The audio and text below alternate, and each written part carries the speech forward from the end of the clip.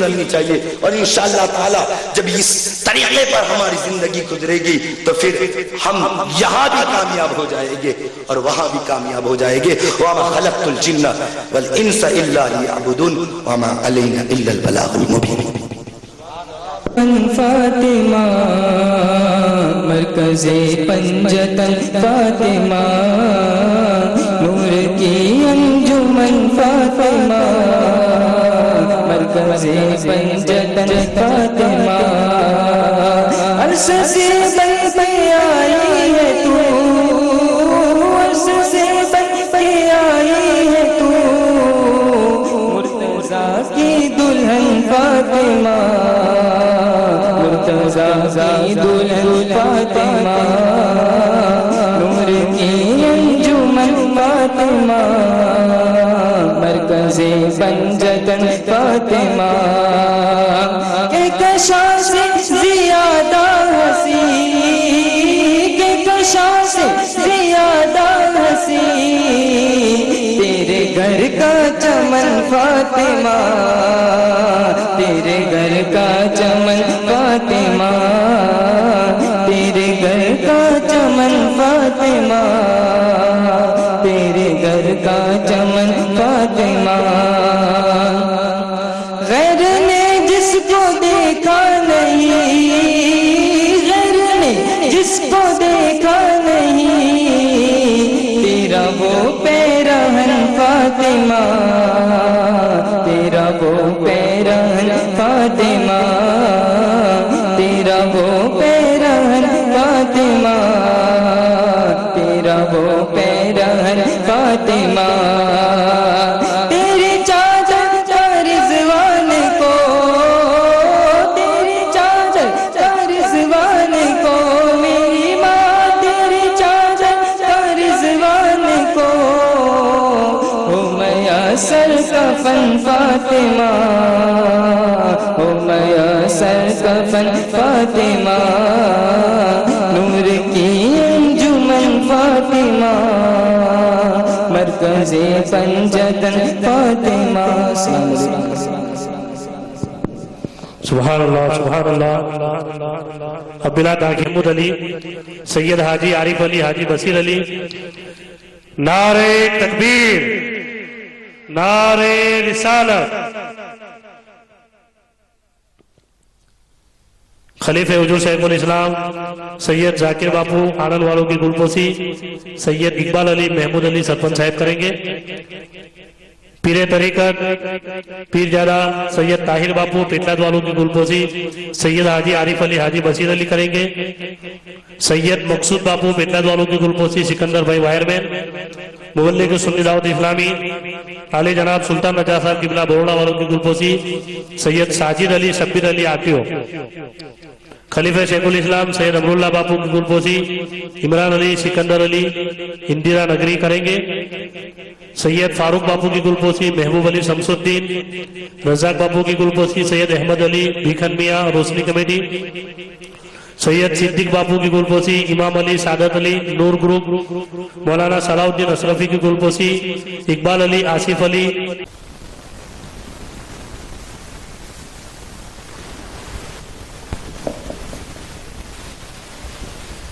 نعرہ تکبیر، نعرہ رسالت، علماء اہل سنت، نعرہ تکبیر، نعرہ رسالت، نعرہ تکبیر، نعرہ رسالت، جشن غریب نواز، جشن غریب نواز، نعرہ تکبیر، نعرہ رسالت۔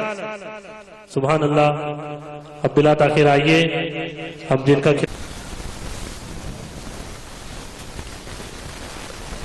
الحمدللہ رب العالمین والعاقبۃ للمتقین والصلاة والسلام علی سید الانبیاء والمرسلین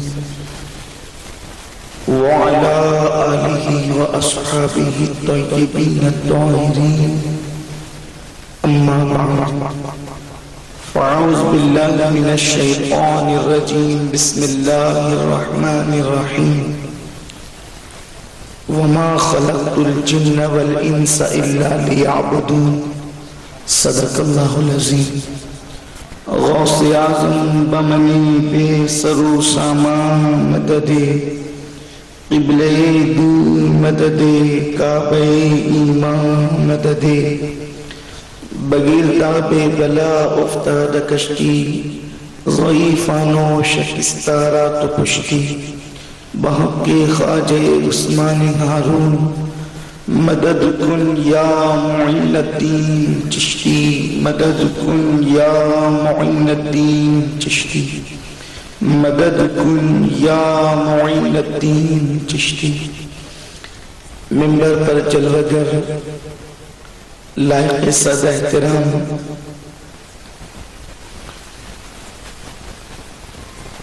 حضرت سید طاہر باپو صاحب قبلہ مقدس اللہ کا حضور احمد مجتبی محمد مصطفیٰ ارواحنا فدا صلی اللہ تعالی علیہ وسلم کی بارگاہ بے کس پناہ میں جس طریقے سے میں پڑھا ہوں آپ بھی میرے ساتھ مل کر بآواز بلند پڑھیں الصلاۃ والسلام علیک یا رسول اللہ الصلاۃ والسلام علیک یا نبی اللہ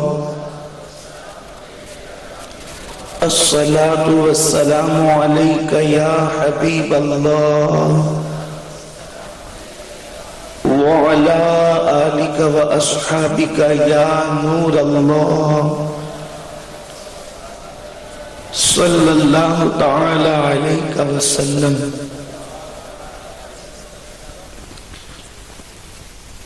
جس وقت میں منبر پر پہنچا ہمارے پیشرو خطیب حضرت سید ذاکر باپو مدث اللہ العالی خطاب فرما رہے تھے بڑے دل نشین انداز میں ان کی پوری گفتگو تو سن نہ سکا لیکن گفتگو کے اندازے سے پتہ چلا کہ وہ ہمارے عنوان کے تحت زندگی کیسے گزاری سرکار غریب نواز کے حوالے سے ہماری رہنمائی فرما رہے تھے اسی سے روشنی لیتے ہوئے میں نے اسی آیہ کریمہ کی تلاوت کی ہے غالباً جس آیہ کریمہ کو انہوں نے اپنا موضوع سخن بنایا اللہ تعالی مجھے حق کہنے اور آپ تمامی حضرات کو حق سن کر اس پر عمل کرنے اور اسے عام کرنے کی توفیق عطا فرمائے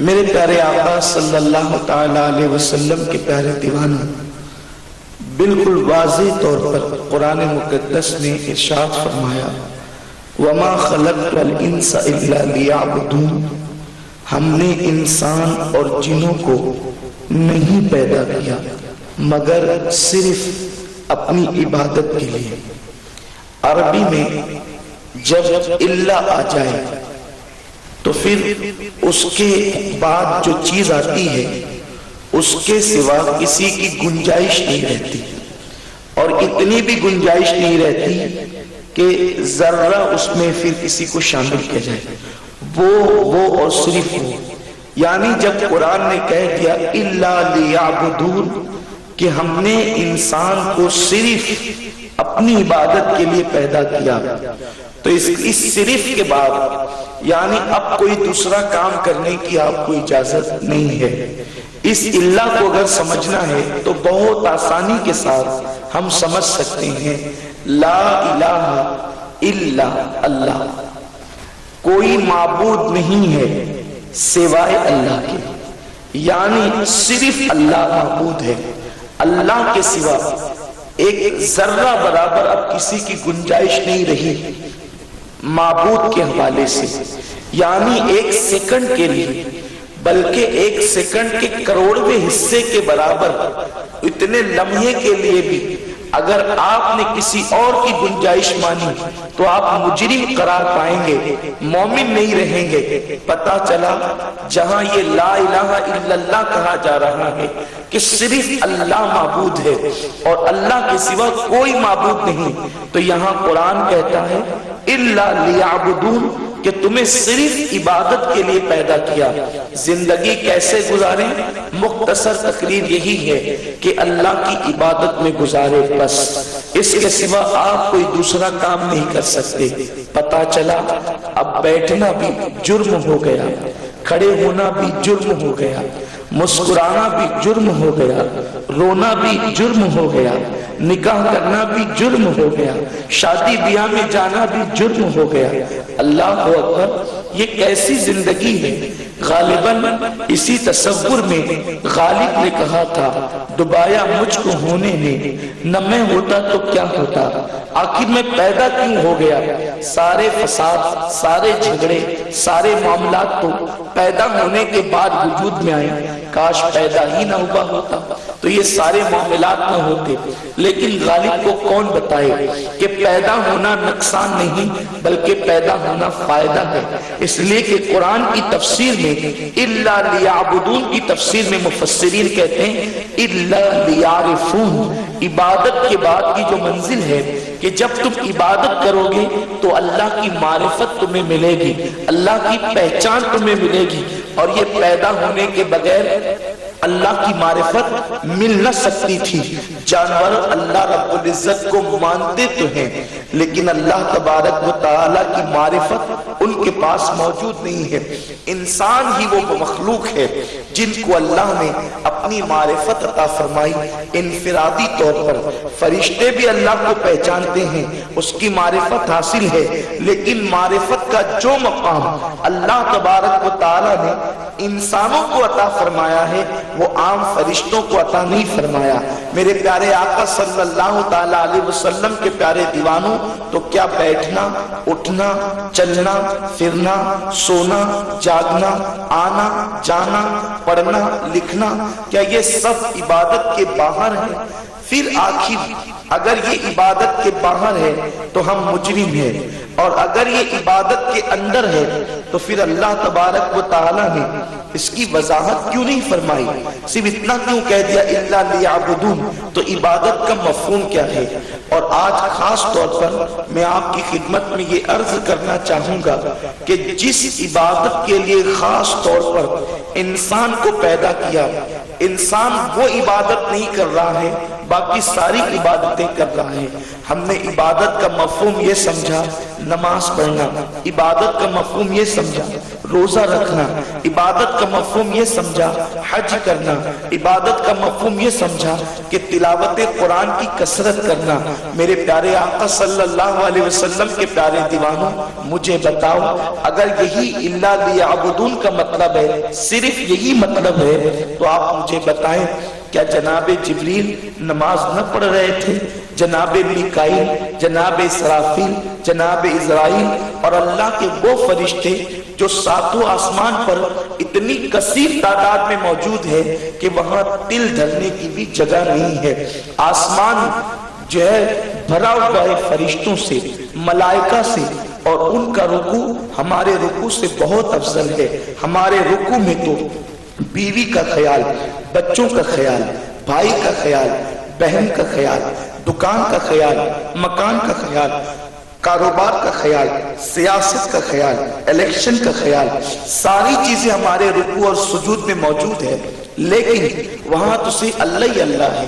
فرشتوں کو نہ بیوی ہے، نہ بچے ہے، نہ بھائی ہے، نہ بہنیں ہیں، نہ کوئی ہے، نہ دکان، نہ مکان، نہ کاروبار. ان کو صرف ایک چیز ہے، وہ یاد الہی ہے. تو پھر کیا ان کے رکوع کم ہو گئے تھے جو اللہ نے ہمیں صرف رکوع کے لیے پیدا کیا؟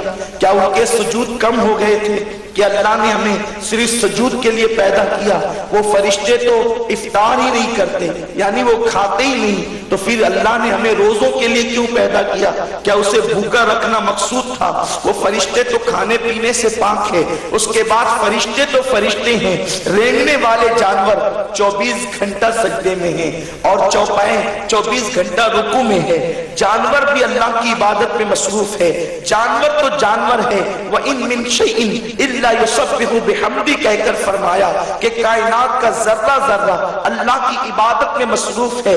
یہ درخت جو تمہیں نظر آ رہے ہیں یہ اللہ اللہ کی عبادت کر رہے ہیں، یہ آسمان کا سائبان اللہ کی عبادت میں مصروف ہے، یہ نکلتا ہوا سورج اللہ کی عبادت میں مصروف ہے، یہ گھٹتا بڑھتا چاند اللہ کی عبادت میں مصروف ہے، یہ کہکشاں اللہ کی عبادت میں مصروف ہے، یہ جانور اللہ کی عبادت میں مصروف ہے، یہ کائنات کا ذرہ ذرہ اللہ کی عبادت میں مصروف ہے۔ پھر مجھے بتائیں جب سب عبادت کر رہے تھے تو پھر انسان جو اشرف المخلوقات ہے اس کو کس عبادت کے لیے پیدا کیا، اور انسان کی عبادت جو ہے وہ کس طرح کی ہے؟ مجھے بتاؤ۔ آج ہم انسان عبادت کرتے ہیں، عبادت کے لیے طہارت شرط ہے۔ اگر میں بدگمانی نہیں کر رہا ہوں تو میں یہ بات کہنے میں حق بجانب ہوں، دنیا کے اندر غالباً 60% مسلمان ایسے ہوں گے جن کو طہارت کا طریقہ بھی نہیں پتا، الا ماشاءاللہ جن کو نمازیں پڑھنے کا طریقہ بھی نہیں معلوم۔ مجھے بتاؤ جن کے پاس صحیح طور پہ پاکی نہ ہو، بڑی معذرت کے ساتھ عرض کروں، استنجا کرنے کی سنتوں میں گرمی میں سنتیں جدا ہے، استنجا کی سردی میں سنتیں جدا ہیں، یعنی الگ الگ طریقے بتائے گئے کہ استنجا گرمی میں الگ طور پہ کیا جاتا ہے اور اس کے بعد سردی میں الگ انداز سے کیا جاتا ہے۔ استنجا کہتے ہیں، اب تک کہ بڑی معذرت کے ساتھ لوگ استنجا کا مطلب بھی نہ سمجھ سکے، لوگ استنجا پیشاب اور پاخانہ کرنے کو کہتے ہیں، حالانکہ استنجا اگر آپ کو کہاں کی تحریر پڑھیں تو پتا چلے کہ اس کے بعد جو پانی استعمال کیا جاتا ہے یا ڈھیلے استعمال کیے جاتے ہیں اس کو استنجا کہا جاتا ہے۔ اس طریقے سے آپ بہت ساری چیزوں کو دیکھ سکتے ہیں۔ جو قوم اللہ کے رب العزت کے حوالے سے عقیدہ کیا ہونا چاہیے اس کو وہ نہیں پتا، وہ قوم اللہ کی عبادت کیسے کرے گی؟ جو قوم گناہوں کے اندر ڈوب چکی ہے وہ اللہ کی عبادت کیسے کرے گی؟ حیرت کی بات یہ ہے کہ اللہ اکبر، جو رسالت کے تقاضوں کو، رسالت پہ ایمان لانے کے تقاضوں کو نہیں جانتے وہ عبادت کیسے کریں گے؟ اقبال جیسا کلندر لاہوری اسی کو کڑکڑتے ہوئے کہتا ہے، اسی پہ کڑتا ہے اور کہتا ہے، جو میں سر بس سجدہ ہوا کبھی تو زمین سے آنے لگی صدا، تیرا دل تو ہے صنم آشنا، تجھے کیا ملے گا نماز میں؟ میرے پیارے آقا صلی اللہ علیہ وسلم کے پیارے دیوانوں، وہ نماز جس میں دکان ہو، وہ نماز جس میں مکان ہو، وہ نماز جس میں سیاست ہو، وہ نماز جس میں عورتوں کا تصور ہو، بتائیں کیا وہ بھی نماز ہے؟ نماز تو وہ ہے جس کے بارے میں میرے آقا نے فرمایا لا صلاۃ الا بحضور القلب، وہ نماز ہے ہی نہیں جس میں دل حاضر نہ ہو۔ حالانکہ نماز میں سب کچھ حاضر ہے، دل کے سوا صرف دل حاضر نہیں ہوتا، باقی سب کچھ حاضر ہوتا ہے۔ میرے پیارے آقا صلی اللہ علیہ وسلم کے پیارے دیوانوں، کیا اللہ نے اس عبادت کے لیے پیدا کیا تھا؟ کیا اللہ نہیں جانتا تھا معاذ اللہ کہ میرے بندے کس طرز کی عبادت کریں گے؟ ان اولیاء اللہ کو اور صالحین کو چھوڑ کر کے عرض کرنا چاہتا ہوں، آج ہماری نمازوں کا حال کیا ہے؟ اللہ اکبر، روزہ رکھیں تو روزوں کا حال کیا ہے؟ روزے وہ ہیں کہ صبح سے شام تک بھوکے تو رہتے ہیں لیکن ٹی وی کے سامنے کبھی کرکٹ دیکھتے ہیں، کبھی کرکٹ کھیلتے ہیں، کبھی گیم کھیلتے ہیں، کبھی فلمیں دیکھتے ہیں، آنکھیں آوارہ ہوتی ہے روزے کی حالت میں بھی۔ بتاؤ کہ اللہ نہ جانتا تھا کہ بندے ایسے روزے رکھیں گے؟ پھر اللہ نے اس لیے پیدا کیا کہ ہم اس طرح کے روزے رکھیں۔ اللہ اکبر، صبح سے شام تک کے بھوکے اور پیاسے رہیں گے لیکن شام کو جب افطار کریں گے تو حرام مال سے افطار کریں گے۔ اللہ اکبر، جھوٹ بول کر، فریب دے کر جو مال حاصل کیا ہے اس سے افطار کریں گے۔ کیا خدا کو نہ معلوم تھا؟ وہ تو عالم الغیب والشہادہ ہے، وہ تو علیم بذات الصدور ہے، تو کیا ان روزوں کے لیے اس نے ہمیں پیدا کیا تھا؟ میرے پیارے آقا علیہ السلام کے پیارے دیوانوں، پتا چلا روزے، نماز، حج اور زکات ان کی اہمیت اپنی جگہ ہے لیکن ہم نے عبادت کا مفہوم سمجھنے میں کچھ غلطی کی ہے، ہم نے کہیں ٹھوکر کھائی ہے۔ وہ کون سی عبادت ہے جس کے لیے اللہ نے ہمیں پیدا کیا؟ وہ کون سی عبادت ہے جس کے لیے اللہ نے ہمیں وجود عطا فرمایا؟ ہاں ہاں مسلمانوں، یاد رکھو، انسان ایک چیز ہونے کے باوجود دوسری چیز کو اسی وقت قائم کرتا ہے جو اس سے بہتر ہو یا اس سے بہترین کام دے۔ مثال کے طور پر اگر ہمارے پاس جھوپڑا ہے تو جھوپڑے کے بعد پکا مکان ہم اس لیے بناتے ہیں تاکہ جھوپڑے کی تکلیف سے بچ سکیں اور پکے مکان کی آسانیاں حاصل کر سکیں۔ چھوٹا مکان ہونے کے باوجود بڑا مکان اس لیے بناتے ہیں تاکہ انسان اس اس کی تنگی سے نجات پائے اور کشادگی سے فائدہ حاصل کرے. جب فرشتے عبادت کر رہے تھے تو پھر انسان کو عبادت کے لیے کیوں پیدا کیا؟ اگر فرشتوں کے بعد پیدا کیا، اگر فرشتوں کی عبادت ساری مخلوق سے بہتر عبادت تھی تو پھر اللہ نے انسان کو کیوں پیدا کیا؟ انسان کو پیدا اسی لیے کیا جو فرشتوں سے بہتر عبادت کر سکے، جو فرشتوں سے اچھی عبادت کر سکے، جو فرشتوں سے آگے بڑھ سکے. اللہ اکبر. تو میرے پیارے آقا علیہ السلام کے پیارے دیوانوں، ضرور اللہ نے ہمیں پیدا کیا عبادت کے لیے. حکمت بالغہ سے اس قدرت والے نے انسان کو عبادت کے لیے پیدا کیا، اور انسان کو وہ عبادت کے لیے پیدا کیا جو عبادت فرشتوں کے بس میں نہ تھی، جو عبادت جبریل و میکائیل کے بس میں نہ تھی، جو عبادت اسرافیل و اسرائیل کے بس میں نہ تھی. وہ کون سی عبادت ہے؟ وہ عبادت ہے کہ جہاں جبریل کی رسائی نہیں اور تم کر سکتے ہو. وہ عبادت ہے جب تمہارا پڑوسی بیمار ہو جائے تو اس کی بالی پر بیٹھنے کے لیے جو تم چاہتے ہو. یہ وہ عبادت ہے جو جبریل کے بس میں نہیں ہے. تم اپنا لقمہ خود بھوکے رہ کر کسی کے منہ میں ڈالتے ہو. یہ وہ عبادت ہے جو جبریل اور فرشتوں کے بس میں نہیں ہے. تم مسکرا کر، تم تبسم ریز ہو کر کسی کے ٹوٹے ہوئے دل کو جوڑ دیتے ہو. یہ وہ عبادت ہے جو فرشتوں کے بس میں نہیں ہے. ہاں تم اپنی ضرورتوں پر دوسروں کی ضرورت کو مقدم کرتے ہو. یہ وہ عبادت ہے جو فرشتوں کے بس میں نہیں ہے. ہاں تم کسی کی مصیبت کو دور کر دیتے ہو. یہ وہ عبادت ہے جو فرشتوں کے بس میں نہیں ہے. بلکہ آپ کو بتاؤں، انا انزلناہ فی لیلۃ القدر وما ادراک ما لیلۃ القدر. اس سورہ مبارکہ کی تفسیر میں مفسرین لکھتے ہیں کہ سال بھر حضرت جبریل امین اللہ کی بارگاہ میں عرضی پیش کرتے ہیں، اللہ مجھے زمین پہ جانے دے تاکہ جو مجھ سے بہتر عبادت کرتے ہیں میں ان کی زیارت کر سکوں. جو مجھ سے بہتر عبادت کرتے ہیں میں ان کی زیارت کر سکوں. گویا کہ 365 راتیں یا 64 راتیں جبریل کہتے ہیں اللہ مجھے جانے دے. تو سال بھر کی عرضی میں ان کو ایک رات زمین پر آنے کی اجازت ملتی ہے اور اس کو لیلۃ القدر کہتے ہیں. اور وہ لیلۃ القدر اس لیے ہے، قدر کا مطلب ہوتا ہے تنگ ہو جانا، شارٹ ہو جانا، مختصر ہو جانا.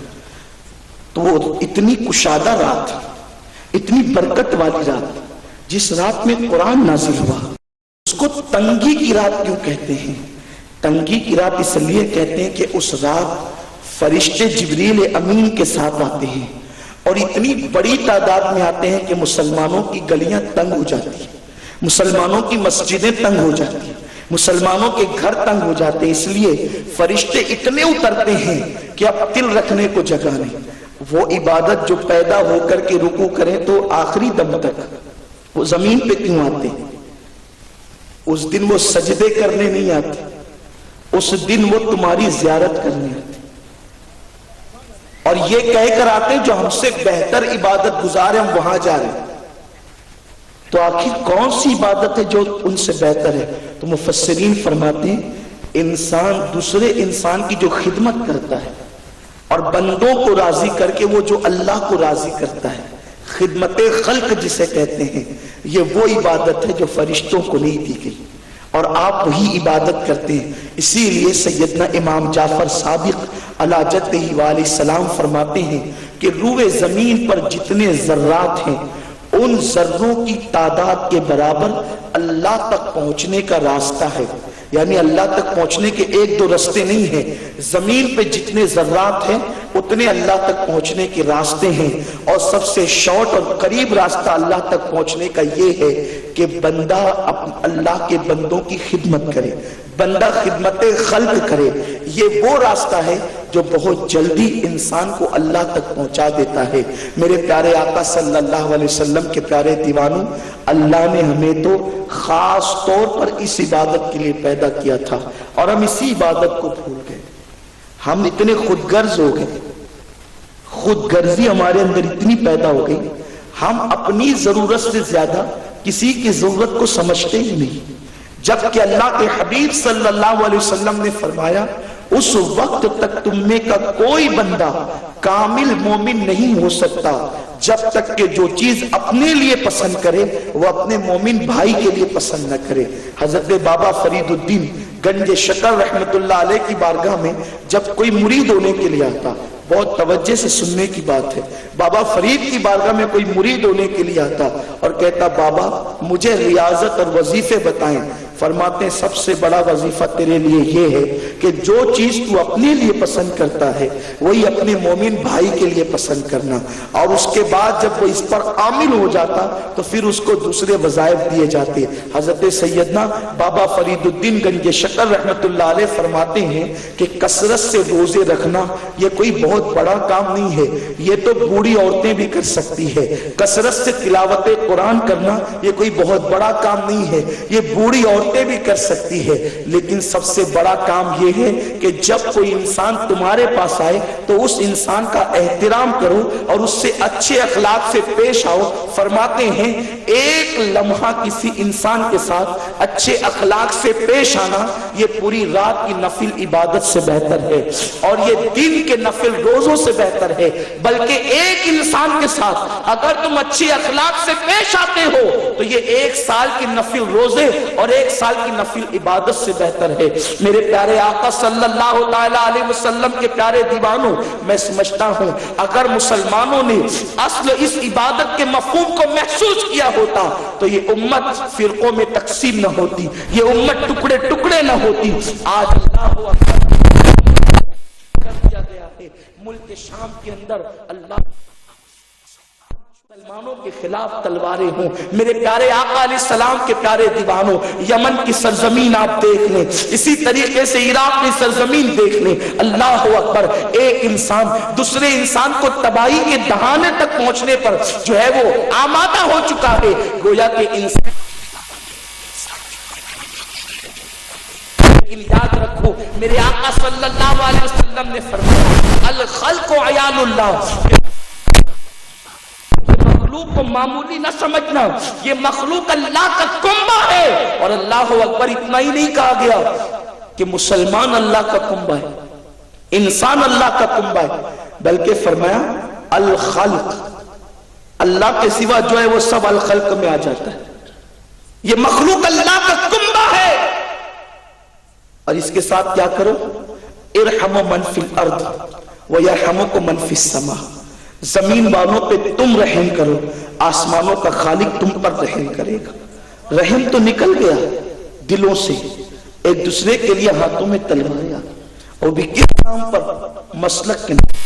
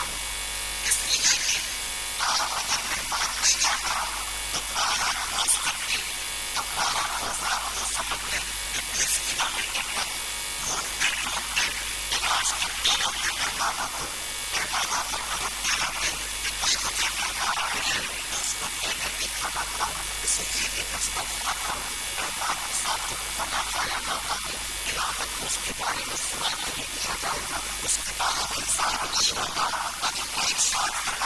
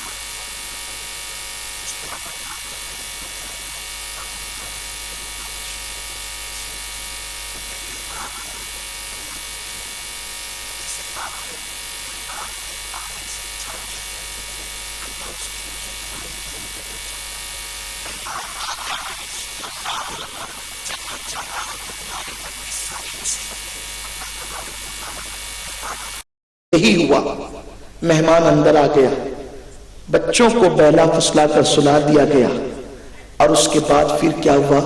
حضرت ابو طلحہ منہ چلاتے رہے، مہمان کھاتا رہا۔ مہمان تو پہلی مرتبہ مدینہ شریف آیا تھا، اس کو کیا خبر تھی کہ اہل مدینہ کے حال بھی ایسے ہیں، ان کی کیفیت بھی ایسی ہے۔ اور اس کے بعد مہمان جب کھا چکا وہ سو گئے۔ یہ سو تو گئے، لیکن یاد رکھیں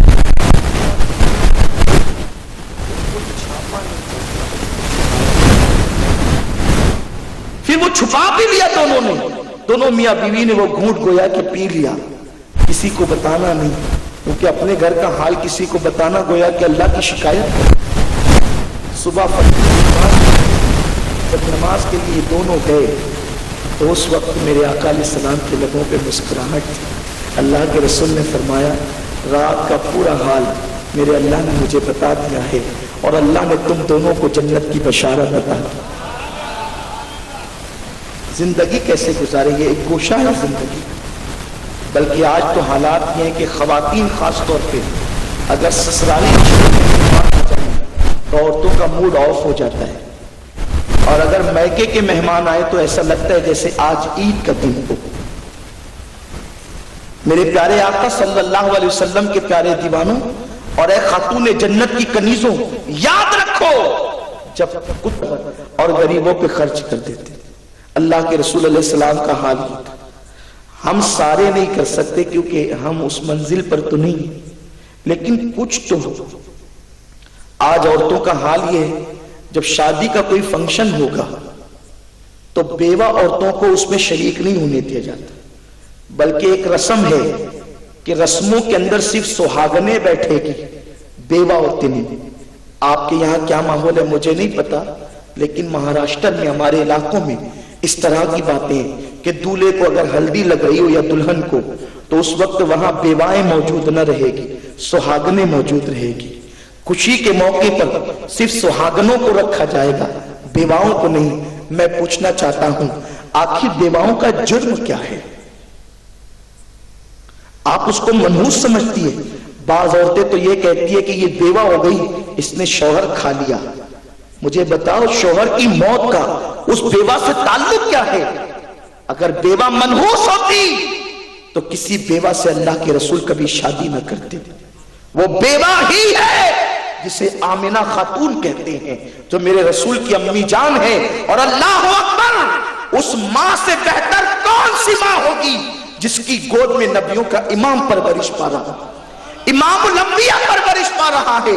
اللہ نے ایک بیوہ کی گود میں اپنے محبوب کو اس لیے پیدا کیا تاکہ بیواؤں کو جو منحوس سمجھا جاتا ہے پتا چلے بیوائیں منحوس نہیں ہیں، بلکہ جو صبر کرنے والی بیوائیں ہیں وہ تو بابرکت ہے، جن کی گود میں نبیوں کا امام پرورش پاتا ہے۔ بیواؤں کو منحوس نہ سمجھو، بلکہ بیواؤں کو ہو سکے تو بیواؤں سے شادیاں کرو، بیواؤں کو سہاگن بنا دو، کیونکہ قرآن میں اللہ نے فرمایا جو عورتیں بے نکاح کی ہے ان کے نکاح کر دو۔ بلکہ میرے آقا علیہ السلام نے یہاں تک فرمایا جو کسی بیوہ کو سہارا دے وہ شخص اور میں جنت میں اتنے قریب ہوں گے جیسے یہ 2 انگلیاں قریب۔ لیکن آج تو کسی کے شوہر کا انتقال ہو جائے اور کوئی بندہ سہارا دے تو وہ یہ لالچ رکھتا ہے کہ اس کے ساتھ میرا افیئر ہو جائے۔ اِنَّا لِلَّهِ وَإِنَّا إِلَيْهِ رَاجِعُونَ، یعنی بالکل اخلاق گر چکے ہیں، نیت کے اندر فطور آ چکا ہے۔ اللہ کے حبیب غیب نبی صلی اللہ علیہ وسلم نے اپنی آمدنی کا اکثر حصہ یتیم غریب اور بیواؤں کے لیے مختص کر رکھا تھا۔ اور پھر دیکھیں بیوہ حضرت آمنہ ہے جس کی گود میں حضور پرورش پائی، اور 2 مرتبہ بیوہ ہونے والی خدیجہ ہے جو حضور کے نکاح میں سب سے پہلے۔ اسی لیے تو ایک مرتبہ اما عائشہ نے کہا تھا کہ میں وہ ہوں کہ اس وقت حضور کے نکاح میں آئی جب حضور علیہ السلام کی کوئی بیوی کنواری نہیں تھی، یعنی حضور علیہ السلام کی کوئی بیوی کنواری نہیں ہے سوائے میرے، میں صرف کنواری حضور کے نکاح میں آئی۔ باقی جتنی حضور کی بیویاں ہیں یا تو کوئی بیوہ تھی یا تو کوئی مطلقہ تھی، ہے نا، یہی تھا نا، یعنی کوئی دوسرے شوہر کے بعد اس کے بعد پھر آئی تھی حضور کے نکاح میں، چاہے ان کے شوہر کا انتقال ہو گیا ہو یا کسی کے شوہر نے طلاق دے دیا، اس کے بعد آئی۔ صرف کنواری ماں عائشہ تھی۔ سیدہ فاطمہ وہاں موجود تھی، مسکرا کے کہا امی جان آپ حضور کے نکاح میں کنواری آئی، یعنی جب آپ حضور کے نکاح میں آئی تو کنواری تھی۔ اور خدیجہ اس عورت کا نام ہے جب وہ حضور کے نکاح میں آئی تو حضور کنوارے تھے، یعنی حضور علیہ السلام کا پہلا نکاح امی جان جناب خدیجۃ الکبریٰ کے ساتھ ہوا ہے۔ 2 مرتبہ بیوہ ہونے والی وہ خاتون کے ساتھ میرے آقا نے اس وقت نکاح کیا۔ پھر عمر کا بھی کیا حال ہے، ماں خدیجہ کی عمر 40 سال کی ہے اور اللہ کے حبیب علیہ السلام کی عمر صرف 25 سال کی ہے۔ میرے آقا علیہ السلام نے نکاح فرمایا۔ اس کے بعد ماں خدیجہ کہتے ہیں یا رسول اللہ صلی اللہ علیہ وسلم آپ یتیموں کا خیال فرماتے۔ آقا کریم صلی اللہ علیہ وسلم کی حدیث ہے جب تم اپنے بچے کے سر پہ ہاتھ پھیرو تو پیچھے سے آگے کی طرف لایا کرو، یوں۔ جب تم اپنے بچے کے سر پہ ہاتھ پھیرو، کہ پیار سے ہم ہاتھ پھیرتے ہیں نا، تو پیچھے سے آگے کی طرف لایا کرو۔ اور جب کسی یتیم کے سر پہ ہاتھ پھیرو تو آگے سے پیچھے کی طرف لے جائے کرو، یعنی اس کے الٹ کیا کرو۔ اس کی یا رسول اللہ یہ طریقے میں تبدیلی کیوں ہے کہ اپنے بچے کے سر پہ ہاتھ پھیریں تو پیچھے سے آگے کی طرف لائیں، اور جب یتیم کے سر پہ ہاتھ پھیرے تو آگے سے پیچھے کی طرف لے جائیں۔ آقا فرماتے ہیں جب ہاتھ آپ آگے سے پیچھے کی طرف لے جاتے ہو تو تمہاری ہتھیلی کے نیچے زیادہ سے زیادہ بال آتے ہیں، اور جو کسی یتیم کے سر پہ ہاتھ پھیرتا ہے جتنے بال اس کی ہاتھ کے نیچے آئیں گے اللہ اتنے غلام آزاد کرنے کا ثواب عطا فرمائے۔ صرف یتیم کے سر پہ ہاتھ پھیرنا کتنا مشہور سا وہ واقعہ ہے کہ ایک انگریز مفکر نے جس وقت تو سارے قائدین رہنما اور بڑے بڑے सियासतदां, बड़े बड़े मजहबी रहनुमा, सबकी जिंदगियों को पढ़ने के बाद जब उस शख्स ने चुनिंदा लोगों की जिंदगी लिखी तो उसमें पैगंबर भी थे, उसमें सियासतदां भी थे, उसमें साइंसदां भी थे, उसमें बड़े बड़े अहले इल्म भी थे। तो उसने सबसे पहले नंबर पर अल्लाह के नबी सल्लल्लाहु अलैहि वसल्लम का नाम रखा। तो लोगों ने एतराज किया कि तू मजहब के एतबार से ईसाई और पेशे के एतबार से साइंसदान, अगर तुझे किसी का नाम रखना तो पहले नंबर पर अगर मजहबी एतबार से तो तू ईसा को रखता, और अगर पेशे के एतबार से तो किसी साइंसदान को रखता। तूने मोहम्मद अरबी सल्लल्लाहु अलैहि वसल्लम को क्यों पहले नंबर पे रखा? तो उसने बरजस्ता कहा था, ईसाई तो हूं लेकिन इंसानियत, हक्कानियत, दयानतदारी का तकाजा यह है कि मोहम्मद अरबी सल्लल्लाहु अलैहि वसल्लम का नाम एक नंबर पर ही होना चाहिए, क्योंकि उनकी जिंदगी मैंने पूरी पढ़ी और पूरी पढ़ने के बाद इस नतीजे पर पहुंचा कि इन जैसा इंसान नहीं हुआ। इन्होंने इंसानियत को जो मकाम अता किया वो मकाम किसी ने अता नहीं किया। तो लोगों ने पूछा था तू किस चीज से मुतासिर हुआ? तो उस शख्स ने जवाब दिया था कि बात ये थी, मोहम्मद अरबी सल्लल्लाहु अलैहि वसल्लम एक बाग में बैठे थे और उनके आसपास बच्चे खेल रहे थे। एक शख्स अपने बच्चे को ढूंढते हुए आया और आने के बाद अपने बेटे को बेटा बेटा कहकर पुकारने लगा। तो मोहम्मद अरबी सल्लल्लाहु अलैहि वसल्लम ने फरमाया, ऐ शख्स तू अपने बेटे को यहाँ नाम लेकर पुकार, बेटा कहकर मत पुकार। तो उस वक्त उसने पूछा था, या रसूल अल्लाह मैं नाम लेकर क्यों पुकारूं? क्या हम अब अपने बेटों को बेटा भी नहीं कह सकते? क्या इस्लाम में कोई और हुक्म आ गया है? फरमाया नहीं, हुक्म तो कोई नहीं आया है, लेकिन यहाँ बेटा ना कहना, घर जाकर के जितना बेटा कह सकता है, जितने प्यार से कह सकता है, जितने दिल की गहराइयों से कह सकता है, उतना वहां बेटा कह लेना। यहाँ बेटा न बोल, यहाँ नाम लेकर पुकार। या रसूल अल्लाह यहाँ बेटा क्यों ना कहूं? इरशाद हुआ, यहाँ यतीम बच्चे भी खेल रहे हैं, जब तू अपने बेटे को बेटा कह के पुकारेगा तो उन यतीम बच्चों को अपना फौजशुदा बाप याद आ जाएगा, उनका दिल टूटेगा तो उसका जिम्मेदार कौन? तो उस वक्त वो शख्स ईसाई कहता है जो यतीम बच्चों के दिलों का इतना ख्याल करता हो, वो शख्स इस काबिल है कि इंसानों में उसे पहले नंबर पे रखा जाना चाहिए। मेरे प्यारे आका अलैहिस्सलाम के प्यारे दीवानों, इल्ला लियअबुदून, हमें अल्लाह ने इबादत के लिए पैदा किया। जिंदगी गुजारो तो हो सके किसी का दिल टूटने मत दो, जिंदगी गुजारो तो हो सके तो किसी की जरूरत पूरी कर दो। आज हम बीमारों की इयादत के लिए जाने में झिझक महसूस करते हैं, नहीं जाते, बल्कि अब तो समाज में गरीबों की कोई हैसियत ही नहीं रह गई। बड़ी माजरत के साथ इमाम के पास भी, सबकी बात नहीं, अल्लाह माशाल्लाह, इमाम के पास भी गरीब की अहमियत नहीं, उस्ताद के पास भी गरीब की अहमियत नहीं, पीरों के पास भी गरीब की अहमियत नहीं, खतीबों के पास भी गरीब की अहमियत नहीं। गरीब की अहमियत कहीं नहीं, गरीब फुटबॉल की तरह है, बस इससे ज्यादा गरीब की कोई हैसियत नहीं। लेकिन एक बात अर्ज करता हूं, गरीब वो है जिससे अल्लाह मोहब्बत करता है, क्योंकि अल्लाह ने उसको तंगदस्त रखा है और वो अल्लाह के फैसले पे राजी है, इसलिए अल्लाह उसे अपने करीब रखता है। बड़ी माजरत के साथ मेरे आका सल्लल्लाहु अलैहि वसल्लम ने गरीबों को मकाम दिया समाज में, हमने न दिया। हम जब शादियां करते हैं तो मालदारों को ढूंढ ढूंढ कर रुक के देते हैं, लेकिन गरीबों को नजरअंदाज करते हैं। मेरे आका ने फरमाया, सबसे बुरा वलीमे का वो खाना है जिसमें गरीबों को न बुलाया गया, बल्कि आका उस वलीमे में जाते ही न थे जिसमें गरीबों की दावत न की गई। क्या ये हदीस हमारे सामने नहीं?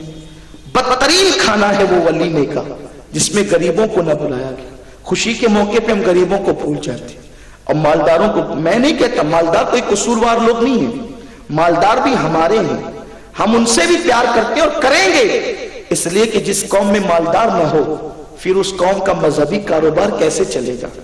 ये जो मजहबी कारोबार चलता है ये मालदारों की बुनियाद पर, ये असबाब बने, अल्लाह ने असबाब बनाया है। मस्जिदें बनती है मालदारों की दौलत की बुनियाद पे, मदरसे चलते हैं मालदारों की ज़कात की बुनियाद पे।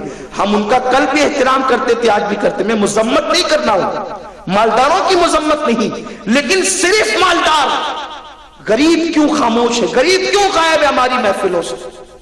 ہم غریب کو کیا وہ انسان نہیں ہے جو غریب ہے؟ غریبوں کو کوئی اہمیت نہیں۔ اگر کوئی مالدار ہمیں کہے کہ آپ کو میرے گھر چلنا ہے، اور وہ بندے ٹرین چھوٹتی ہو اور اس نے کہہ دیا چلنا ہے، تو ہم 2 سیکنڈ کے لیے پہنچتے ہیں، لیکن 4 گھنٹوں کا قیام ہو کوئی غریب کہ میرے گھر چلے تو ہم اس کو نظر انداز کرتے ہیں۔ میں سب کی بات نہیں کرتا، الا ماشاءاللہ کہتا ہوں۔ آج بھی کچھ ایسے لوگ ہیں جو غریبوں کا دل رکھتے ہیں، لیکن اکثر کی بات کرتا ہوں، غریب کے جھوپڑے میں جانا لوگوں کو شرم آتی ہے، غریب کے گھر دعوت میں جانا لوگوں کو شرم آتی ہے۔ میرے پیارے آقا صلی اللہ علیہ وسلم کے پیارے دیوانوں، میں نے اپنے بزرگوں سے سنا ہے، ہمارے اسلاف ایسے تھے، اگر کوئی کہہ دیتا کہ میں غریب ہوں تو سب کو چھوڑ کر وہاں جاتے۔ حضور آقائے نعمت سیدی سرکار مفتی اعظمین رحمت اللہ علیہ، اگر آپ بہت مصروف رہتے اور کوئی کہتا حضرت میں غریب ہوں میرے گھر چلیں، تو آپ سب کو چھوڑ کر اس کے گھر جاتے۔ پھر کبھی کبھی مالدار لوگ بھی یہ کہتے کہ حضور میں بہت غریب ہوں آپ میرے گھر چلیں، تو حضرت اس کو غریب سمجھ کر اس کے گھر چلے جاتے۔ یعنی غریبوں کو بھی مالداروں کو بھی غریب کہنے پہ مجبور کروا دیا۔ یہ شان تھی ہمارے بزرگوں کی، لیکن آج سماج سے غربت کے حوالے سے بہت تکلیف دہ حالات ہیں، ہم ان کو اہمیت ہی نہیں دیتے۔ نہ خوشی کے موقع پہ دیکھو، اگر آپ نے مالدار کو کھلایا، وہ تو روزانہ بریانی کھاتا ہے، وہ غریب جس کو بریانی نصیب نہیں، جب آپ اس کو کھلائیں گے تو اس کی آنکھ دعا دے گی۔ بڑی پیاری بات مجھے یاد آتی ہے، میرے آقا صلی اللہ علیہ وسلم نے فرمایا امت کے غریب امت کے امیروں سے 500 سال پہلے جنت میں داخل کیے جائیں گے۔ آپ کو کوئی بزرگ اہل سنت کا ایسا نہ ملے گا جو غریبوں میں نہ گھرا ہو اور مالداروں سے جس نے ڈسٹینس نہ بنا رکھا ہو۔ آپ دیکھیے حضرت محبوب الہی خواجہ نظام الدین اولیاء تغلق نے بار بار اصرار کیا، حضور ایک بار آپ میرے محل میں آ جائیں۔ فرمایا ہمیں تیرے محل میں آنے کے آداب ہی نہیں پتا، کہا مجھے اجازت دے تاکہ میں آپ کے گھر آ جاؤں۔ فرمایا کہ ہمیں تمہاری مہمانی کے آداب نہیں پتا، ہم بادشاہوں کی مہمانی کے آداب نہیں جانتے، اس لیے ہم آپ کو اپنے گھر بھی نہیں بلا سکتے۔ تغلق نے ایک دن حضرت امیر خسرو سے کہا کہ حضرت تو مجھے آنے بھی نہیں دیتے، خود بھی نہیں آتے، اب میں حضرت کو اطلاع دیے بغیر زبردستی کل چلا جاؤں گا، لیکن خسرو تو میرا دوست ہے، بتانا نہیں۔ حضرت امیر خسرو نے بادشاہ کی پرواہ نہ کی اور حضرت محبوب الہی کو بتا دیا حضرت وہ کل خود آنا چاہتا ہے اور وہ آئے گا۔ حضرت محبوب الہی نے کہا میں نے 2 دروازے گھر میں اسی لیے بنا رکھے ہیں کہ ایک دروازے سے جب بادشاہ آئے گا تو دوسرے دروازے سے میں باہر نکل جاؤں گا۔ ہمارا کیا کام بادشاہوں سے، اور ہم بادشاہوں کے قریب کیوں جائیں؟ میرے آقا علیہ السلام کے پیارے دیوانوں، یہ ہمارے اسلاف تھے، یہ ہمارے بزرگ تھے۔ اور آپ کو بتاؤں جس ہند کے راجہ پیارے خواجہ عطائے رسول ہند الولی کا مہینہ اور عرس قریب آ رہا ہے، آپ دیکھیں ان کی پوری زندگی خدمت خلق پر مشتمل ہے، صرف خدمت خلق، بندوں کا دل جیتا ہے انہوں نے۔ اسی لیے تو کسی ولی کے ہاتھ پر اتنے لوگ مسلمان نہیں ہوئے جتنے لوگ میرے خواجہ کے ہاتھ پہ مسلمان۔ 90 لاکھ لوگوں کو کلمہ پڑھانا یہ کوئی آسان کام تو نہیں، اور اس میں تقریریں بھی 2 گھنٹے 2.5 گھنٹے 1 گھنٹے کی نہیں، 4 جملوں کا ایک خطاب ہے، 10 جملوں کا ایک خطاب ہے۔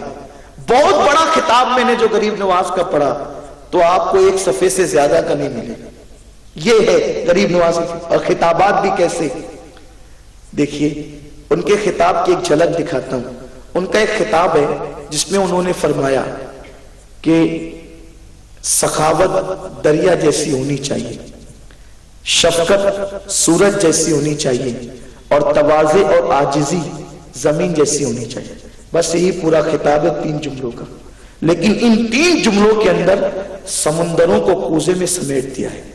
سخاوت دریا جیسی، دریا کتنا سخی ہوتا ہے، پوری کائنات کے اندر جتنی سخاوت دریا کے پاس ہے اتنی سخاوت کسی کے پاس نہیں۔ دریا جانتا ہے کہ اگر میں نے سمندر میں گر گیا، سمندر تو بھرا ہے، سال بھر بھرا رہے گا، لیکن میں نے خالی ہو جانا ہے۔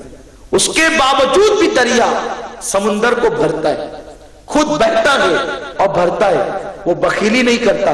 دریا کو معلوم ہے، 1000 بار معلوم ہے کہ میں بہ جاؤں گا تو سوکھ جاؤں گا، لیکن وہ جمتا نہیں ہے، بہتا ہے۔ اسی لیے آپ دیکھیں سمندر، توجہ آپ کی، سمندر کبھی سوکھا ہے؟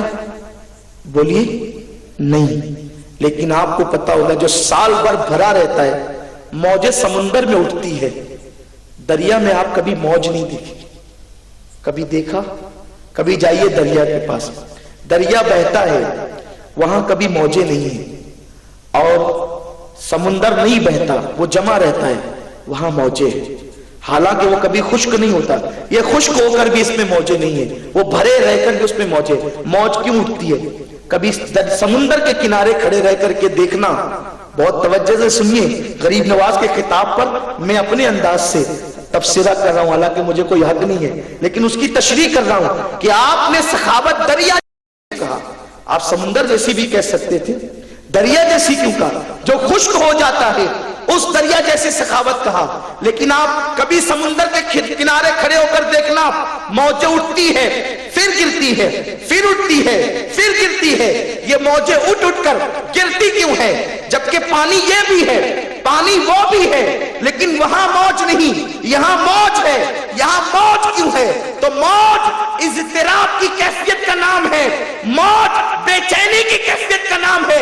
موج اٹھ کر جو گرتی ہے، یوں لگتا ہے جیسے کوئی بے چین انسان اپنا سر کسی پتھر پہ پٹک رہا ہو، کوئی مضطرب انسان، کوئی غمگین انسان اپنا سر پٹک رہا ہو۔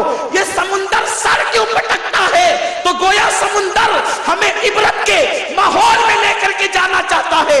دیکھو اتنا پانی سے بھرا ہوا ہونے کے بعد بھی مجھے سکون نہیں ہے، اسی لیے تو سر پٹک رہا ہوں، اس لیے سکون نہیں ہے کہ میرے اندر سخاوت نہیں ہے، دینا نہیں ہے، میں سب سے لیتا ہوں، کسی کو دیتا نہیں، اس لیے بے چین اور بے قرار ہوں۔ لیکن دریا کبھی موج نہیں اٹھتی، سکون سے بہتا رہتا ہے۔ دریا بتا رہا ہے میں لیتا نہیں ہوں، میں دیتا ہوں، اس لیے اللہ نے مجھے مطمئن رکھا ہے، میرے اندر اضطراب نہیں ہے۔ پتا چلا لینے والا مالدار ہو کر بھی مضطرب رہتا ہے، دینے والا غریب ہو کر بھی پرسکون رہتا ہے۔ سمندر دریا جیسی سخاوت، یہ ان کے خطاب کا مفہوم ہے۔ اور شفقتیں سورج جیسی، آفتاب جیسی۔ جب سورج نکلتا ہے تو یہ نہیں دیکھتا کون سی زمین گندی ہے، کون سی پاک ہے۔ سورج جب نکلتا ہے تو یہ نہیں دیکھتا امیر کا محل کہاں ہے اور غریب کا جھوپڑا کہاں ہے، بلکہ جب سورج نکلتا ہے تو جیسے کرنیں وہ بادشاہ کے محل میں پہنچاتا ہے، ویسے غریب کے جھوپڑے میں بھی پہنچاتا ہے۔ ہاں، جیسے وہ ناپاک زمین پہ اپنی کرنیں پہنچاتا ہے، وہ ناپاک زمین پہ بھی پہنچاتا ہے۔ کیسی شفقتیں ہیں۔ غریب نواز نے تو یہاں تک فرمایا کہ یہ 3 صفت جس میں پیدا ہو گئی وہ اللہ کا ولی بن گیا۔ سخاوت دریا جیسی، یاد کر لیں، سخاوت دریا جیسی، شفقتیں سورج جیسی، سب پہ مشفق ہے، اپنا ہو پرایا ہو، امیر ہو غریب ہو، کالا ہو گورا ہو، پاک ہو ناپاک ہو، سورج کی شفقتیں سب پر ہے۔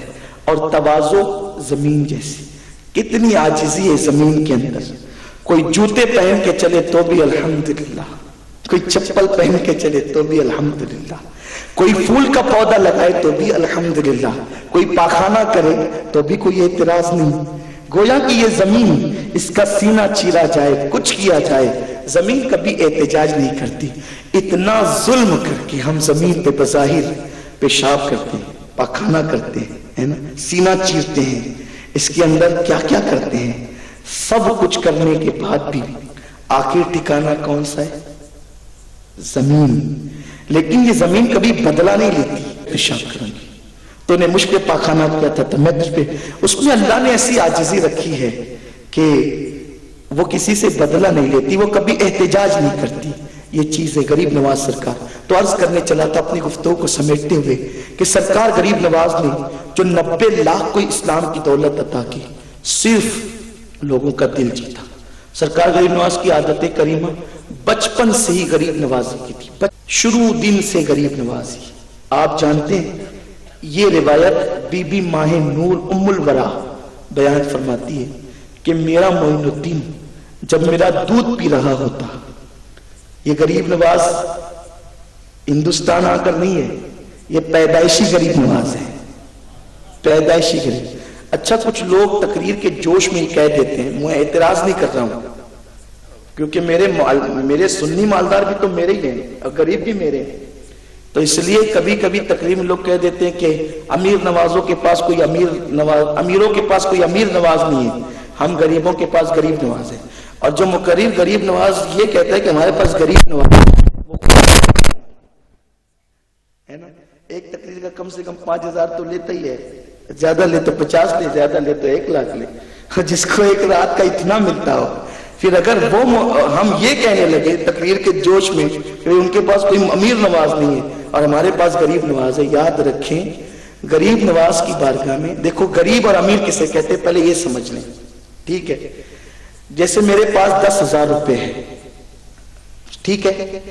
اچھا یہ اللہ جانتا ہے میری نظر میں کوئی خطیب نہیں ہے، میں ایسے ہی بول رہا ہوں کہ لوگ بولتے ہیں، مجھے پتا چلا لوگ بولتے ہیں، ورنہ میری تقریر میں کوئی لوگ ایشو بناتے ہیں، بولتے ہیں انہوں نے فلاں کے خلاف بولا۔ اللہ رسول گواہ ہے میری طبیعت یہ ہے کہ سارے سنی میرے، اور میرا عقیدہ یہ ہے کہ اگر میں کسی سنی کا دل دکھاؤں تو اس سے میرے نبی کا دل دکھتا ہے، اس لیے ہم کسی کو کبھی نشانہ بنا کے نہیں بولتے، تقریر ہوتی ہے۔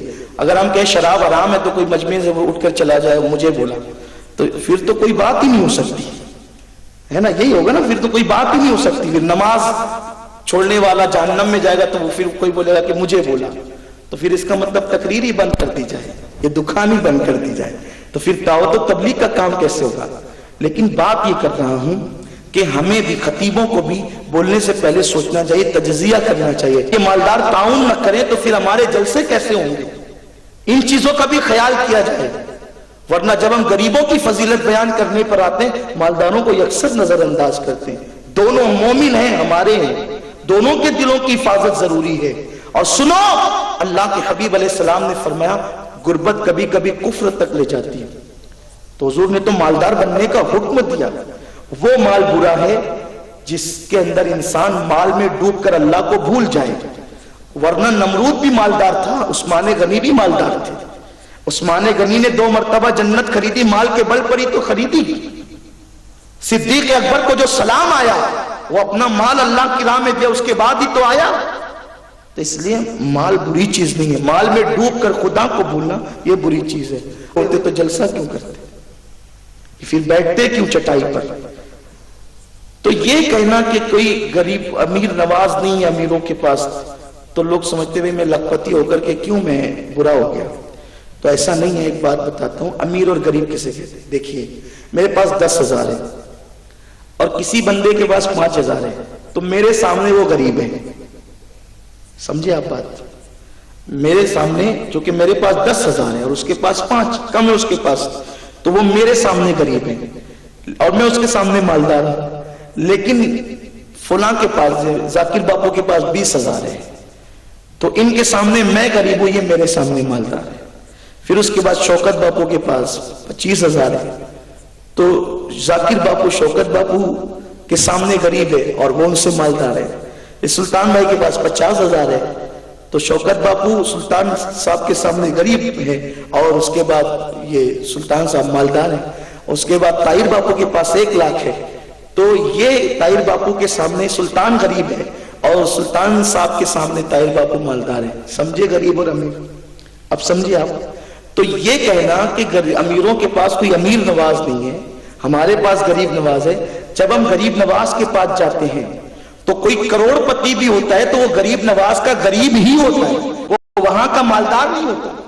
وہ بادشاہ بھی ہوتا ہے تو وہ وہاں کا غریب ہی ہوتا ہے، وہ وہاں مالدار نہیں ہوتا، کیونکہ ہر مالدار کے اوپر ایک مالدار ہے، اور جو اوپر والا مالدار ہے وہ نیچے والا غریب ہے، اوپر والا اس سے زیادہ مالدار ہے، تو وہ امیر اس کی نظر میں یہ غریب، یہ امیر اس کی نظر میں نیچے والا غریب، یہ اس طریقے سے آپ یہ چین بنا سکتے ہیں۔ تو اب آپ مجھے بتائیں اگر کسی کے پاس 1 ملک کی بادشاہت ہو یا 10 ملک کی بادشاہت ہو، لیکن جب وہ پہنچے گا آستانے غریب نواز پر تو وہ بحثیت مالدار نہیں پہنچے گا، بلکہ وہ غریب نواز کے سامنے غریب ہی ہوگا، کیونکہ یہ ملک کی دولت لے کر آیا ہے اور وہ خدا کے خزانے کا مالک بن کر کے بیٹھا ہے، اس لیے وہاں تو سب غریب ہے۔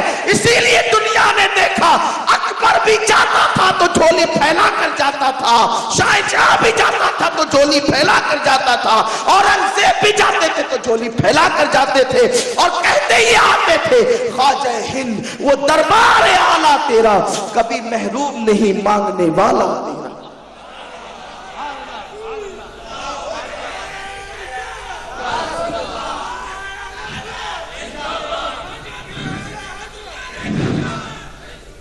تو اب پتا چلا کہ جو سنی ہے ان سب کے پاس غریب نواز ہے، اس لیے کہ ہم سب اس آستانے کے اللہ اکبر محدث کہتا ہے جس کے پاس علم، عمل، تقوی، نسب سب کچھ ہے، وہ کہتا ہے تمہاری ذات سے میرا بڑا تعلق ہے یا خواجہ حضور محدث احمد کی چوٹھی فرماتے تمہاری ذات سے میرا بڑا تعلق ہے کہ میں غریب پڑا،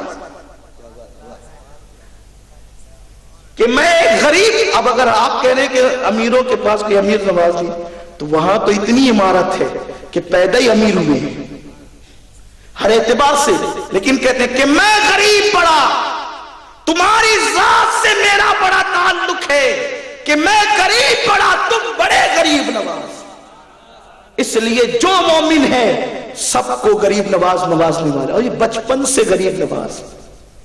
فرماتے ہیں ان کی والدہ کہ جب وہ میرا دودھ پیتے تھے اور اس وقت تو غریب عورتیں اپنے بچوں کو لے کر آتی تھی، اب یہاں جو غریب کا ذکر ہو رہا ہے اب آپ اس کو سمجھ لیں کہ غربت کس ٹائپ کی ہوگی، کہ جہاں دودھ بھی ماں کے سینے میں نہ ہو کتنی بڑی غربت ہوگی وہاں۔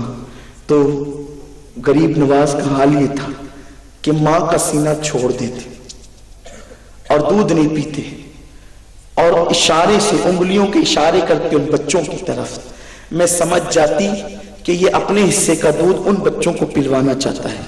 اس لیے آپ اٹھا کر دیکھیں صوفیہ فرماتے ہیں کہ غریب نواز کے جتنے دودھ بھائی ہیں یعنی رضائی بھائی ہیں، رضائی بہنیں ہیں، اتنے کسی کے نہیں ہیں، کہ جو غریب آیا اس کو اپنے حصے کا پلوا دیا۔ یہ بچپن سے اللہ کی عطا ہے ان پر، بچپن سے غریب نواز ہے۔ بلکہ آپ کی والدہ بزرگوار فرماتی ہیں جب 4 سال کے ہوئے، 4 سال سے لے کے 7 سال کی عمر تک معمول یہ تھا کہ محلے میں گھومتے رہتے اور غریبوں کے بچوں کو گھر میں بلاتے، اور جب وہ آ کے بیٹھ جاتے تو کہتے امی ان کو کھانا کھلا۔ 4 سے 7 سال کی عمر کا حال ہے، امی ان کو کھانا کھلا۔ جب میں کھانا ان کو کھلاتی تو میرا دامن پکڑ کے کہتے امی غریب کھاتا ہے تو دل کو کتنا سکون ملتا ہے۔ یہ بچپنے کی غریب نوازی ہے۔ آپ غور فرمائیں جس کی بچپن میں غریب نوازی کا عالم ہی ہو، آج اللہ کے خزانوں کا مالک بن کر وہ کیسے خزانے لٹاتا ہے، کیسے خزانے۔ خدا مرید کا مرید ہے، قطب الدین بختیار کاکی کا مرید ہے شمس الدین التمش، اور اس نے ٹیکس لگایا میں بھر نہیں سکتا، آپ میری سفارش کر دیں۔ غریب نواز اجمیر شریف سے دلی اس کسان کے ساتھ پیدل جاتے ہیں، اجمیر شریف سے دلی تک اس کسان کے ساتھ پیدل جاتے ہیں۔ کتنا فاصلے آج بھی، ظاہر سی بات ہے فاصلے آج روڈ بننے سے سمٹ گئے ہیں، لیکن اس وقت کا آپ تصور کر سکتے، وہ ٹنڈیاں، وہ جنگلات، وہ کھیت، وہ کھلیان، اور پھر آپ پیدل نکل گئے اسی کسان کے ساتھ۔ اور جب دلی پہنچے تو قبل از وقت پتا چلا تو بادشاہ بھی بابا قطب کے استقبال کے لیے آئے، اور جناب قطب الدین بختیار کاکی تو قدموں میں گر گئے، کہا حضور آپ نے پہلے اطلاع کی ہوتی کیسے آنا ہوا؟ فرمایا جو کسان ہے اس پر بادشاہ نے ٹیکس لگا دیا ہے تو اس کو معاف کروانے آیا ہوں، اور حضور ایک خط بھی لکھ دیتے تو یہ آپ کے غلام کا غلام ہے، آپ کے خط کا احترام کرتا اور وہ معاف کر دیتا۔ مسکرا کے کہتے ہیں خط لکھنے سے اس کا کام ہو جاتا، لیکن میرے آنے سے اس کا جو دل خوش ہوا ہے وہ نیکی مجھے کب ملتی؟ اس کے آنے سے جو اس کے دل کو، میرے آنے سے جو دل کو خوشی میسر آئی ہے۔ آپ غور فرمائیں ہمارے بزرگوں نے کہا اللہ کی خوشی بندوں کی خوشی میں، ان کو خوش کرو، اللہ تم سے خوش ہوگا، اللہ راضی ہوگا۔ سرکار غریب نواز نے پوری زندگی یہی کیا۔ بس جاتے جاتے اختتام پہ عرض کروں، اسی لیے میرے خواجہ نے लोगों को खाने खिलाने का सिस्टम अपनी ज़ाहिरी हयात ही में शुरू कर दिया था। मौरखीन लिखते हैं उस दौर में सरकार गरीब नवाज के मतबक का खर्च 2000 रुपये हुआ करता था। उस दौर में आपने अपने दादे परदादे से सुना होगा कि लोग डब्बू ले जाते थे तो पूरे घर का सामान खरीद करके लाते थे। अभी ये तो 50 साल 100 साल की बात है ना कि इतने पैसे में इतना सब कुछ आ जाता है, लेकिन सरकार गरीब नवाज का उस वक्त का खर्च मतबक का 2000 रुपए था उस जमाने के सिक्के के हिसाब से। और हाल ये था कि पाव रोटी का सूखा हुआ टुकड़ा पानी में भिगोकर रोजाना इफ्तार करते थे, उससे ज्यादा जिंदगी में कभी नहीं खाया। हिंदुस्तान आने के बाद आपके दस्तरखान पर कभी सालन दिखाई न दिया। किसी की दावत में गए तो जुदा बात है, लेकिन खुद जब खाया तो रोटी का पाव टुकड़ा, जिसको मौरखीन ने मिस इस तरह, और उसको पाव टुकड़ा रोटी का आप कह सकते हैं, वो पाव रोटी यानी वो जो पाव रोटी आती वो नहीं, रोटी के अगर 4 टुकड़े करें तो उसमें से 1 टुकड़ा, और वो भी सूखा हुआ और पानी में भिगो करके, उसी पर इफ्तार होता और उसके बाद कोई सहरी नहीं होती और सहरी पानी पर होती। जिसने अपनी जिंदगी के अय्याम इस शान से गुजारे। और हाल ये कि पूरी जिंदगी में हिंदुस्तान आने के बाद न ईद पर, न कभी किसी की शादी पर, न कभी किसी खुशी के मौके पर दूसरा लिबास नहीं पहना। लोगों ने इसरार किया कि हुजूर आप नया लिबास पहन ले, आपके गुलाम पेश करते हैं। अक्सर फरमाते थे नए लिबास की जरूरत जो है वो जिंदों से ज्यादा मुर्दों को हुआ करती है। हालांकि पहलों ने कहा था मुर्दों से ज्यादा जरूरत जिंदों को हुआ करती है, सैयदना सिद्दीक अकबर की वसीयत है, लेकिन आप लोगों को ये कहते थे इसलिए कि मुर्दा अगर दीदार रसूल के लिए जाता है तो उसको नए कपड़ों की जरूरत है। हमने तो जो है वो इसी शान से गुजारा करना है। हुजूर सैयदुल उलमा महरवी रहमतुल्लाह अलैह फरमाते हैं कि जब गरीब नवाज का विसाल हुआ तो उनका कुर्ता कई किलो का हो गया था, उसको गिना गया, वो कई किलो का था। वो कई किलो का सिर्फ इसलिए था कि पेवन दर पेवन, पेवन दर पेवन, पेवन दर पेवन लगाने से जो है वो आपके कुर्ता वजनी हो गया था, कई किलो का हो गया था। मेरे आका सल्लल्लाहु अलैहि वसल्लम के दीवानों, जिसके दस्तरखान पर उस दौर में भी हजारों लोग खाते हों और जिसने रोटी के पाव टुकड़े पर अपनी पूरी जिंदगी का गुजारा किया, वो सरकार गरीब नवाज थे। इसलिए कि उन्होंने उनके सामने पूरी जिंदगी रसूल पाक सल्लल्लाहु अलैहि वसल्लम की थी, उनके सामने पूरी जिंदगी खुलफाए राशिदीन की थी, अहले बैत अतहार की थी। वो सिर्फ वाकयात सुनते सुनाते नहीं थे, बल्कि बुजुर्गों की जिंदगी को आइडियल बनाते थे। एक मर्तबा किसी ने मौलाए कायनात से कहा, अली मुर्तजा से, कि मौला अच्छा हुआ अल्लाह ने हमारे हाथों में ये जो है वो जोड़ पैदा किया, ये जो जोड़ है ना, इसलिए खाना उठा करके हम अपने मुंह में डालते हैं। मौला अली ने मुस्कुरा के कहा अगर वो जोड़ पैदा नहीं होता तो भी मैं खुश होता। कहा किस तरह खुश होते? फिर मुंह में लुकमा कैसे जाते? कहा नादान, अपने मुंह में न जाता दूसरों के मुंह में तो डालते, और अपने मुंह में डालने से बेहतर है दूसरे के मुंह में डालना। अपने मुंह में डालेंगे तो गलाजत बनेगी, आप कितना भी लजीज लुकमा मुंह में डालें तो गलाजत बनती है। और फरमाते हैं जब दूसरों के मुंह में डालोगे तो वो तुम्हारी जन्नत बनेगी, क्योंकि आका ने फरमाया एक लुकमा किसी मोमिन को खिलाना जहन्नम और उस बंदे के दरमियान 70 साल का फासला पैदा हो जाता है। जब 70 साल का फासला एक लुकमे की बुनियाद पे पैदा होता है तो जो पेट भर लोगों को खिलाते होंगे उनकी शान क्या है। लेकिन ये कहा कि न्याज करना हराम है, ये शिर्क है। मेरे भाई मैं आपसे पूछना चाहता हूं कि ये न्याज शिर्क कब से हो गई? न्याज का सिलसिला तो अल्लाह के नबी ने शुरू फरमाया, फरमाया नुतइमुत ताम, लोगों को खिलाओ। और यहाँ मिस्कीन गैर मिस्कीन की कोई कैद नहीं लगाई। रसूल पाक फरमाए कि नुतइमुत ताम, लोगों को खिलाओ। दरअसल जो खुद चंदे खाने के आदी हूं तो वो क्या लोगों को खिलाने का ज़र्फ रखेंगे? ये तो अहले सुन्नत का ज़र्फ है कि हम कमाते हैं और सर का पसीना पैर तक आता है, लेकिन 11वीं में देगे चढ़ा करके बताते हैं कि हम खाने वाली कौम नहीं है, खिलाने वाली कौम। हम अपने बुजुर्गों के तरीके पर रोजाना तो नहीं कर सकते, कम अज कम मौसम मौसम में करते हैं। और फिर लोग ये भी कहते हैं ये 11वीं के मौके पर बिरयानी, छठी के मौके पर पुलाव बिरयानी, और फिर जो है वो मिलादुन नबी के मौके पे खीर, और 22वीं रजब के मौके पर कुंडे पूरियां, یہ ایک سے ایک ڈش کا انتخاب، اللہ والوں کو ان ڈش سے کیا لینا؟ تو یہ یوں ہی نہیں ہوا ہے.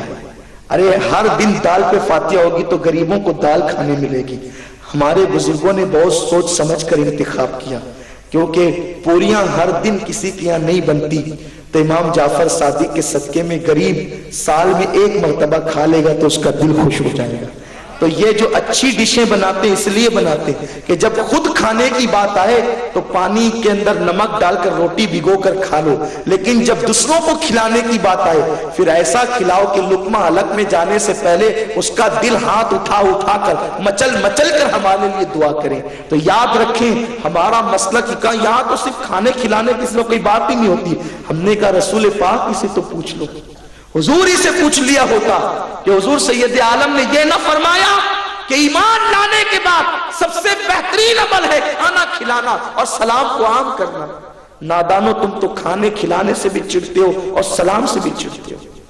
اس سے تم بتا رہے ہو کہ تمہاری اصلیت کہاں اور تمہاری جڑیں کہاں ہے. اس لیے یاد رکھو لوگوں، کھانے والے کم بنو، کھلانے والے زیادہ بنو. صابر پاک کھلاتے نظر آ رہے، غریب نواز کھلاتے نظر آ رہے، وارث پاک کھلاتے نظر آ رہے، غوث پاک کھلاتے نظر آ رہے، شاہ برکت اللہ کھلاتے نظر آ رہے. زمین کے اوپر تھے جب بھی کھلا رہے تھے، زمین کے اندر ہے آج بھی کھلا رہے. یہ ان بزرگوں نے، اور انہوں نے کھلا کر ہی لوگوں کو قریب کیا. ایک بہت بڑے مفکر نے یہ بات کہی تھی کہ دلیت مسلمان ہو جاتے اگر ایک مرتبہ ان کو دلی کے لال قلعے میں عزت کے ساتھ دعوت دے کر کے کھانا کھلا دیا جاتا. لیکن بادشاہوں نے بہت کچھ کیا، اس پر توجہ نہیں دی. یہ کام صوفیہ نے کیا.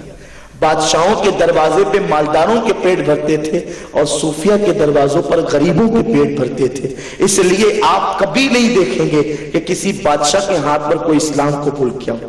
بہت کم آپ کو یہ مثال کہیں مل سکتی، وہ بھی بادشاہ کے ہاتھ پہ اس وقت قبول کیا ہوگا جب بادشاہ کو صوفی بن گیا ہوگا. کل ملا کر یہ ہے بادشاہ کے ہاتھ پر اسلام قبول کیا آپ کو کبھی نہیں ملے گا، صوفیہ کے ہاتھ پہ اسلام قبول کیا آپ کو ملے گا. دیکھو میں ایک بادشاہ بتاتا ہوں جو ایک دور میں بادشاہ ہے، دوسرے دور میں صوفی ہے. اس شخصیت کا نام ہے تاریخ السلطنت سیدنا مخدوم اشرف جہانگیر سمنان. آپ دیکھیں حالانکہ وہ پیدائشی نیک ہے، پیدائشی ولی ہے، لیکن جب تک ظاہری طور پہ بادشاہ تھے آپ کے ہاتھ پر اسلام لانے کا ذکر شاذ و نادر ہی آپ کو ملے گا. لیکن جس وقت اس بادشاہت چھوڑ دی اور مکمل صوفی بن گئے ہیں تو ہزاروں لوگ کلمہ پڑھتے ہوئے نظر آتے ہیں. اسی طرح ابراہیم بن ادھم بادشاہ ہیں لیکن بادشاہی کے وقت شاید ہی کوئی کلمہ پڑھتے ہوئے ملے گا، لیکن جب فقیر بن گئے، صوفی بن گئے، اللہ کے ولی بن گئے تو پھر لوگ ان کے ہاتھ پہ کلمہ پڑھتے ہوئے نظر آتے ہیں. تو زندگی گزارنے کا سب سے بہترین طریقہ یہ ہے کہ لوگوں کے دل جیتے جائیں، اللہ کے بندوں کو خوش کیا جائے، لوگوں کے دلوں کا خیال کیا جائے، خوشی غمی کا خیال کیا جائے. اور نہیں کسی کو سکھ دے سکتے ہیں تو کم سے کم کسی کو دکھ بھی مت دو. دکھ دینے والا کبھی خوش نہیں رہ سکتا، لوگوں کو خوش کرنے والا خوش رہتا ہے. یہی آج کا پیغام ہے. زندگی گزارو. حضرت عارف رومی تو یہاں تک کہتے ہیں کہ کعبہ اللہ نہ کرے اگر ٹوٹ جائے تو اللہ کو اتنی تکلیف نہیں ہوتی جتنی تکلیف کسی مومن کا دل توڑنے پر ہوتی ہے. اس لیے ہم اپنے اعمال کا احتساب کریں، پڑوسیوں کا خیال کریں. اگر اچھا کھانا بنائیں تو عادت بنائیں کہ 2 پیالی سالن بڑھا دیں.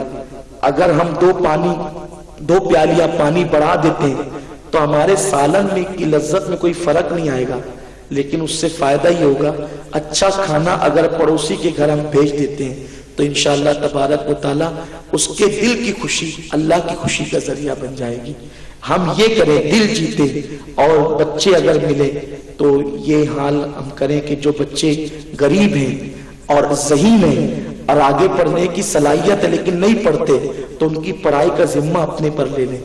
ایک بچے کو اگر ہم پڑھا دیتے ہیں اور اس کا مستقبل سنور جاتا ہے تو انشاءاللہ تبارک و تعالی وہی بچہ ہمارے لیے نجات کا ذریعہ بنے گا. اور یہ ضروری نہیں ہے کہ اس کو عالم ہی بنائے.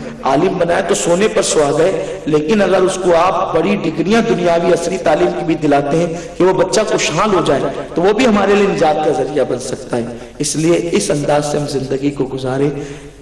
وما خلقت الجن والانس الا لیعبدون، ہم نے نہیں پیدا کیا جن و انس کو مگر صرف اپنی عبادت کے لیے، الا لیعرفون، تاکہ ان کو ہماری معرفت، ہمارا قرب نصیب ہو، اور قرب نصیب ہوگا اللہ کے بندوں کی خدمت کی بنیاد پہ۔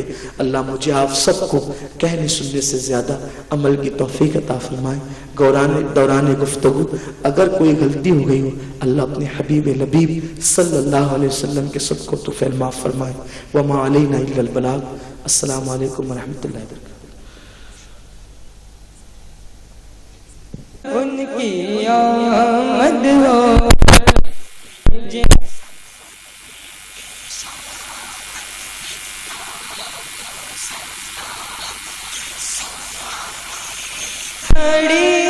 چمکا طیبہ کا سبحانی گھڑی، چمکا طیبہ کا چاند اس دل افروز شاد پیلا۔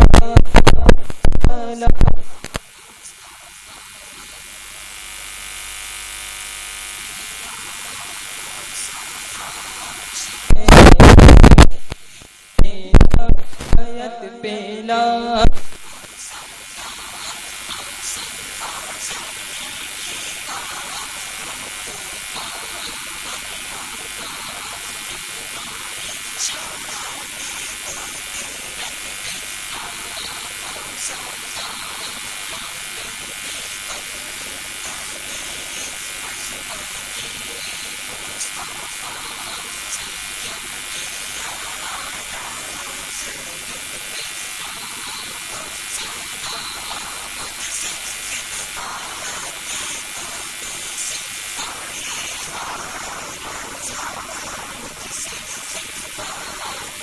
خود سے کہے بڑھ رضا مصطفیٰ جانے رحمت پہ لاکھوں سلام، مصطفیٰ جانے رحمت۔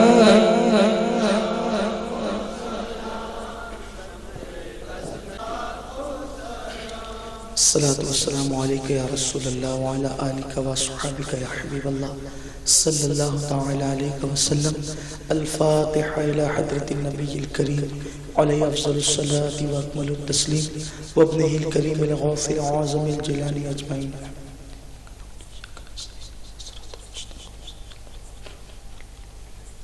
الحمدللہ رب العالمین۔